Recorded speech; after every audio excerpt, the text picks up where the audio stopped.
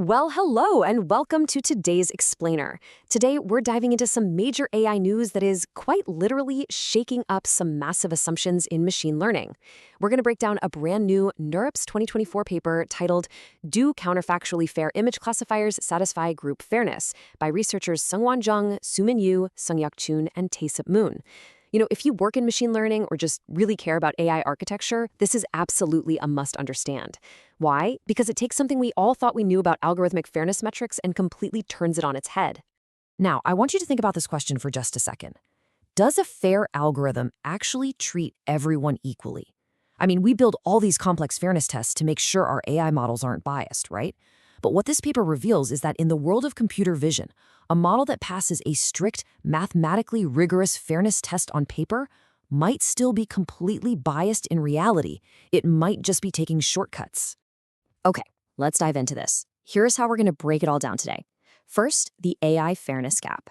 Then, CF versus GF in images, followed by the proxy leakage problem, new benchmarks for vision, fixing bias with CKD, and finally, takeaways for ML engineers. All right, moving into section 1, the AI fairness gap. First, we really need to understand these metrics. The first heavyweight metric we're dealing with is counterfactual fairness, or CF for short. Basically, this constraint requires a model's prediction to stay exactly the same if a sensitive attribute changes. Think of it as the ultimate what-if test. It essentially asks, hey, what if this exact same person was of a different race or a different gender? Would the AI give them the exact same prediction? If the answer is yes, then the model is considered counterfactually fair. So it evaluates fairness very strictly at the individual level. Then we have our second heavyweight, group fairness, or GF. Now, notice how this metric shifts our perspective entirely. Instead of looking at individuals, GF looks at the big picture. It demands equal error rates or prediction distributions across different demographic groups as a whole. So it's all about ensuring that demographic A and demographic B get equal outcomes overall. Moving right along to section 2, CF versus GF in images, and where this link actually breaks. Now, here is where the plot really thickens. Historically, these two metrics have played quite nicely together when we're dealing with simple tabular data, your standard spreadsheets with rows and columns. And this brilliantly illustrates the core conflict of the paper. With tabular data, enforcing counterfactual fairness typically eliminates group fairness disparities right along with it. If you fix the individual level, the group level usually just sorts itself out. But in vision tasks, the authors empirically and theoretically prove that enforcing CF does absolutely not automatically satisfy GF. So this long-standing assumption in machine learning just completely breaks down the second we start dealing with computer vision. Which brings us to section 3, the proxy leakage problem, and this idea of hidden bias. So you're probably wondering, why does this happen? What exactly is going wrong inside the neural network? Well, meet our mathematical culprit. The researchers call it latent attribute G. You see, visual datasets are incredibly rich and complex, right? They contain these latent or hidden attributes that are highly correlated with sensitive traits, but aren't actually causally determined by them. So when a classifier learns to predict a label, it often routes its information through these unseen G variables instead of the true causal features. CF constraints do a great job penalizing the direct use of the sensitive attribute, but they totally fail to block this sneaky, indirect routing through G. Let's try to ground that abstract math in reality for a second. Think about visual proxies for sensitive attributes, things like hair length, facial hair, makeup, or clothing style. Secondary sex characteristics correlate really strongly with these elements, so you might successfully train a model to directly ignore a sensitive attribute like gender. Technically, boom, it's counterfactually fair. But the model just cheats.